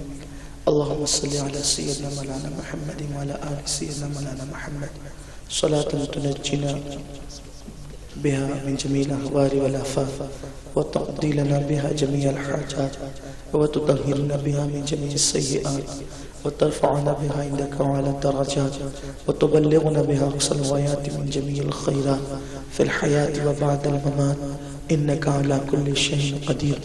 اللهم يا ربنا يا ربنا يا ربنا ربنا آتنا في الدنيا حسنة وفي الآخرة حسنة وقنا عذاب النار۔ اللهم إنا نسألك العفو والعافية والمعافاة الدائمة في الدين والدنيا والآخرة۔ اللهم إنا نسألك فعل الخيرات وترك المنكرات وحب المساكين يا أرحم الراحمين يا أرحم الراحمين يا أرحم الراحمين يا معبود يا معبود يا معبود يا قديم الإحسان۔ میرے اللہ تو رحیم و کریم ستار و غفار جواد و کریم اللہ، ہم سب کی حاضری قبول فرما، ہم سب کے گناہوں کو معاف فرما، ہمارے والدین کی مغفرت فرما، کل مومنین مومنات مسلمین مسلمات کی مغفرت فرما۔ عطائے رسول اندر ولی سرکار غریب نواز کے فیض و برکات سے ہم سب کو مالا مال فرما، جو بیمار انہیں شفا دے دے، جو مقروض بار قرض سے نجات دے دے، جو بے اولاد ہے انہیں نیک صالح اولاد عطا کر دے، جو اولاد والے ان کی اولاد کو نیک بنا دے، جن بچیوں کو رشتے نہیں ان کے لیے اچھے رشتوں کا انتظام فرما دے۔ یا اللہ جو پریشان ہیں سب کی پریشانیاں دور فرما دے۔ یا اللہ تیرے بندوں نے تیری بارگاہ میں ہاتھ اٹھایا ہے، مولا ہم سب کے اٹھے ہوئے ہاتھوں کی لاج رکھ لے۔ تیرے فقیر تیرے غریب تیرے منگتا تیری بارگاہ میں ہاتھ پھیلا کر تجھ سے تیرے کرم کی بھیک مانگتے ہیں۔ مولا پنجتن پاک کا صدقہ غوث پاک غریب نواز کا صدقہ مولا، تیرے حبیب کی آل اصحاب کا صدقہ سب کی تمام جائز مرادیں تمنائیں آرزویں پوری فرما، سب کی بگڑی بنا دے، سب کے سوئے مقدر بیدار کر دے، ہمارے ملک خواجہ کے ہندوستان کو عروج ترقی امن و امان عطا فرما، پوری دنیا کے مسلمانوں کی جان مال ایمان عزت و آبرو کی حفاظت فرما۔ مولا میں مانگنا نہیں آتا، تجھے عطا کرنا آتا ہے، یا اللہ جو مانگے وہ بھی عطا کر، جو نہ مانگ سکے وہ بھی تیری شان کے لائق عطا کر۔ یا اللہ ہم سب کو صحیح ڈگر پر زندگی گزارنے کی توفیق دے دے، شریعت پر چلا۔ یا اللہ غریبوں کا، یتیموں کا، بیواؤں کا، بے سہاروں کا خیال رکھنے کی توفیق عطا فرما۔ پروردگار عالم اس کے گروپ کے نوجوانوں نے آج کی اس محفل کا انعقاد کیا، اللہ تو ان سب کو اپنی شان کے مطابق بہتر جزا عطا فرما۔